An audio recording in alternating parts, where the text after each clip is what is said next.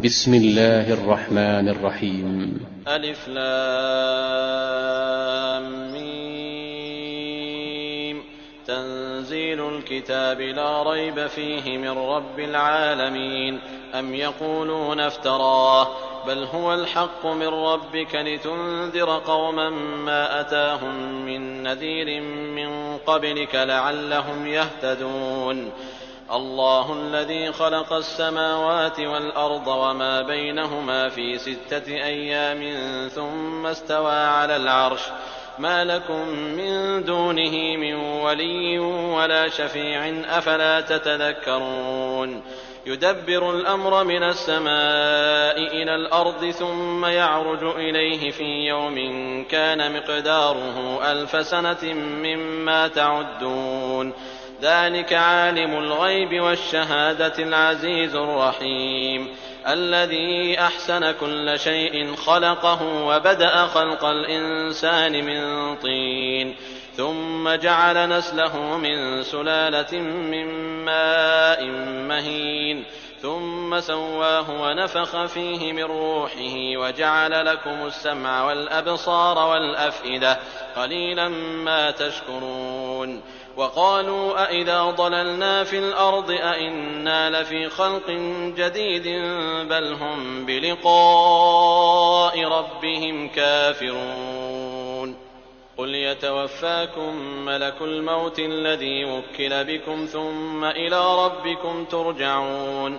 ولو ترى إذ المجرمون ناكسوا رؤوسهم عند ربهم ربنا أبصرنا وسمعنا فارجعنا نعمل صالحا إنا موقنون.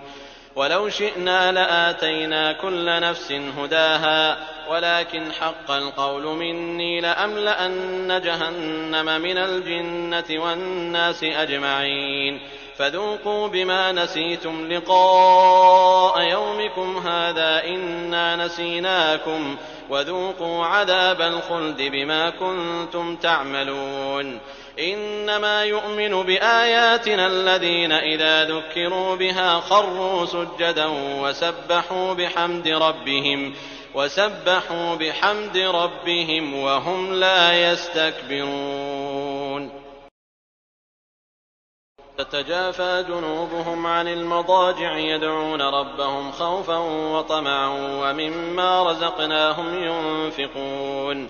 فلا تعلم نفس ما أخفي لهم من قرة أعين جزاء بما كانوا يعملون. أفمن كان مؤمنا كمن كان فاسقا لا يستوون. أما الذين آمنوا وعملوا الصالحات فلهم جنات المأوى نزلا بما كانوا يعملون. وأما الذين فسقوا فمأواهم النار كلما أرادوا أن يخرجوا منها أعيدوا فيها وقيل لهم ذوقوا عذاب النار الذي كنتم به تكذبون. ولنذيقنهم من العذاب الأدنى دون العذاب الأكبر لعلهم يرجعون. ومن أظلم ممن ذكر بآيات ربه ثم أعرض عنها إنا من المجرمين منتقمون. ولقد آتينا موسى الكتاب فلا تكن في مرية من لقائه وجعلناه هدى لبني إسرائيل. وجعلنا منهم أئمة يهدون بأمرنا لما صبروا وكانوا بآياتنا يوقنون. إن ربك هو يفصل بينهم يوم القيامة فيما كانوا فيه يختلفون.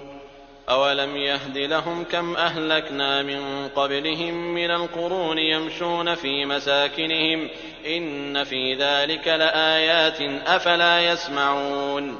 أولم يروا أنا نسوق الماء إلى الأرض الجرز فنخرج به زرعا تأكل منه أنعامهم وأنفسهم أفلا يبصرون.